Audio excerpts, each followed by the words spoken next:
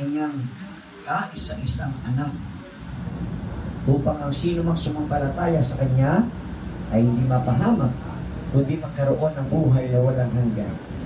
Isinugo ng Diyos ang Kanyang anak, hindi upang hatulan ng parusa sa liputan, kundi upang iligtas ito sa pamamagitan niya. Ang mabuting balita ng ating kaligtasan. Pinupuri ka namin, Panginoong Kristo.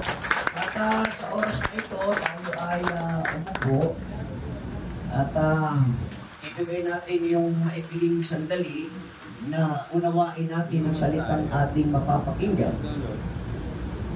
Good morning po sa lahat. Good morning po. God is good. All the time. All the time. God is good. Ang mensahe ng Panginoon ay pinamagatan po natin itong God's love for humanity. Pakiulit po. God's love for humanity. Yung pag-ibig ng Diyos sa sangkatauhan. Ang Ebanghelyo po ngayon ay isang napakahalagang bahagi po ito ng banal na kasulatan na patayan upang ating ipangaral ang salita ng Diyos sa mga nangangailangan sa buong sandaigdigan. Narito po kung papaano natin ito mapapakinggan at makukunawaan na makakapaghatid sa atin ng lubos na kaalaman.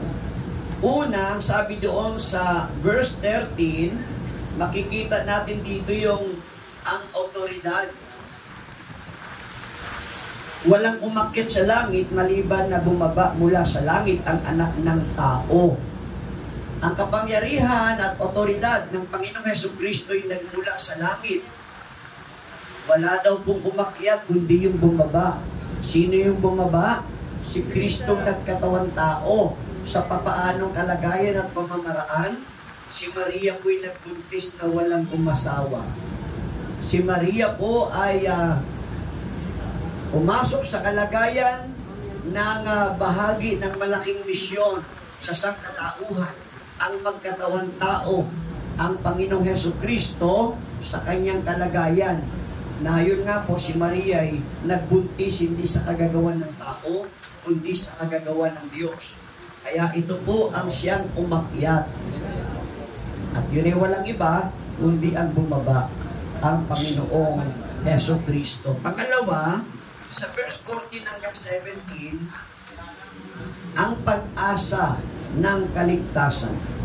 At kung papaanong itinaas ni Moises ang ahas sa ilang, gayon din naman kinakailangan itaas ang anak ng tao upang ang sino magsumampalataya sa kanya ay magkaroon ng buhay na walang hanggan. Now, tignan po ninyo, ginamit po yung analogy rito ng Panginoong Hesukristo na nung unang panahon, ang ahas po ay pinahitunutan ng mangyari ng Diyos na lumaganap ng mga panahong iyon. Kahit po sa ang bahagi ng bahay natin o lugar ng mga panahon na yon, kahit sa kusina, sa labas, sa bubungan, sa kwarto, kahit saan dako may ahas. At ang lahat po ng natutuka ng ahas ng panahon na yun ay namamatay. Kaya dumaan sila kay Moises at nakiusap na tulungan sila. Ang ginawa po ni Moises, nakiusap siya sa Diyos na makapangyarihan sa lahat na yung daing ng sangkatauhan ay naroon na naghihirap at marami nga pong namamatay. Tumugon ang Diyos.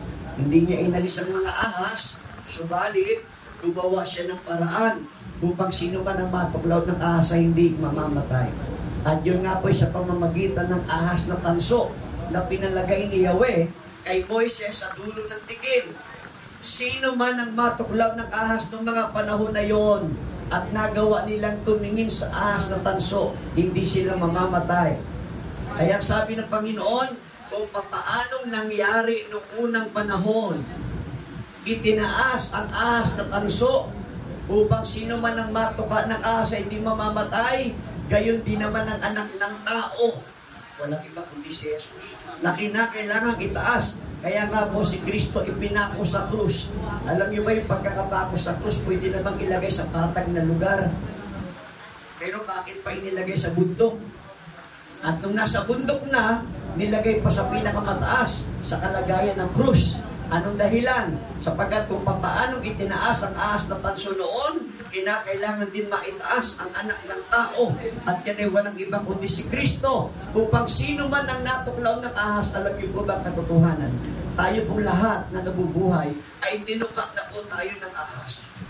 Totoo po, tapos na yung katotohanan ito, tayong lahat ay natuklaw ng ahas sa pamamagitan ng paglilinlang ng ahas kay Eva at Adan noong unang panahon.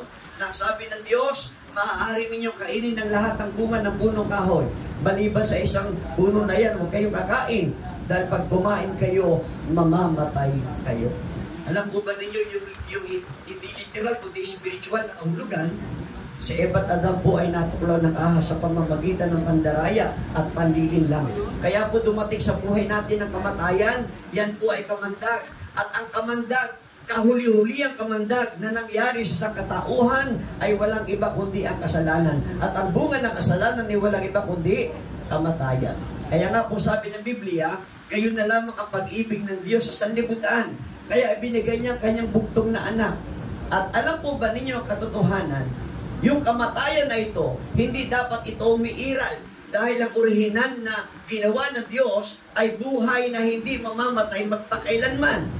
Kaya mahigpit ibinili ng Diyos na huwag kayong kumain. Dahil ang original na gawa ng Diyos na mga tao noong unang panahon, hindi sila mamamatay magpakailanman. Subalit, alam naman natin ang kasaysayan na nagtuturo ng katotohanan na namatay nga po ang tao. Dahil nga po sa pagtuglaw ng ahas, paglilinlang ng ahas kay Eva at Adan. At hanggang ngayon, may kamatayan tayo. Pero tingnan ninyo, sino man ang maniwala kay Kristo, ngayon po, tapos na tayo. Ngayon, kahit tayo ay natuklaw ng ahas, subalit maniwala ka, si Kristo ay tunay na tao at tunay na Diyos, 100% tao siya. 100% Diyos siya. Paniwalaan natin ang katotohanan ito.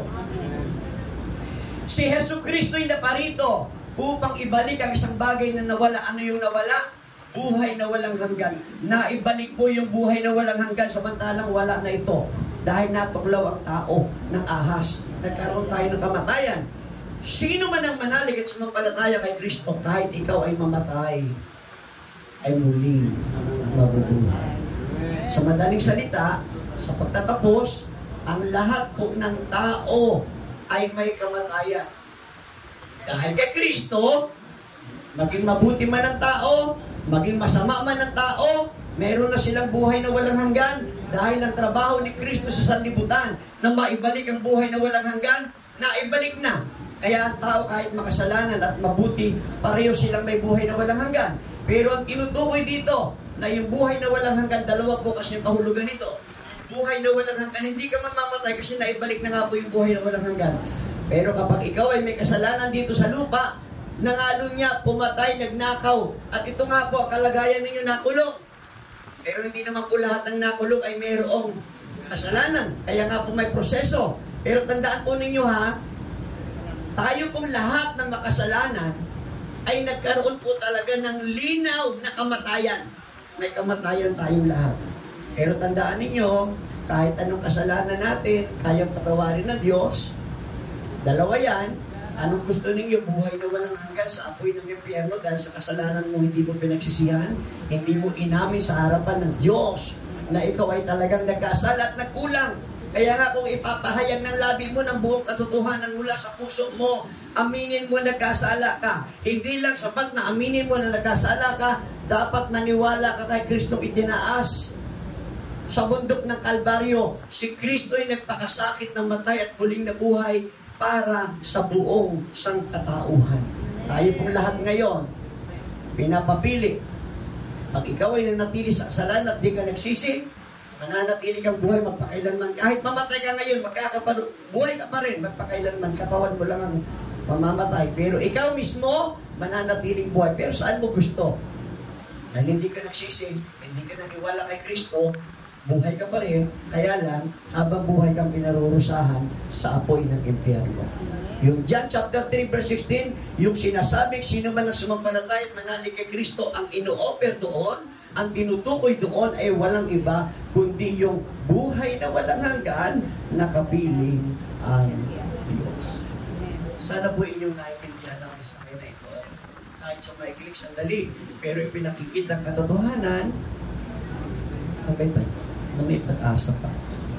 Kahit anong kasalanan natin, huwag kayo mawala ng pag-asa, patuloy kayo maniwala sa Diyos dahil may Diyos na makatarungan. May Diyos na higit na makatutulog sa atin at magbibigay ng buhay na walang. Yumuko po tayo at tayo manalangin. Banal na Diyos, aming amang nasa langit, kayo po ang mag-ingat nito sa kanilang mga puso. Ang mensaheng kanilang napakinggan, hindi ako ang tumayo, kundi ikaw sa kalagayan ng pangangaral. Walang higit na makapangangaral at makakapanindigan na makapagtuturo tungkol sa katotohanan, kundi ikaw mismo sa pamamagitan ng banal na Espiritu. Kaya ito po'y dalangin ko, ingatan nawa ang salitang kanilang napakinggan at mabuhay sila rito ng buong katotohanan. Sa iyo, O Diyos, ang lahat ng kapurihan, karangalan at magpakailanman, pagpalain po ninyo ang bawat isa na narito kasama kanilang buong pamilya. Tumayo po tayo.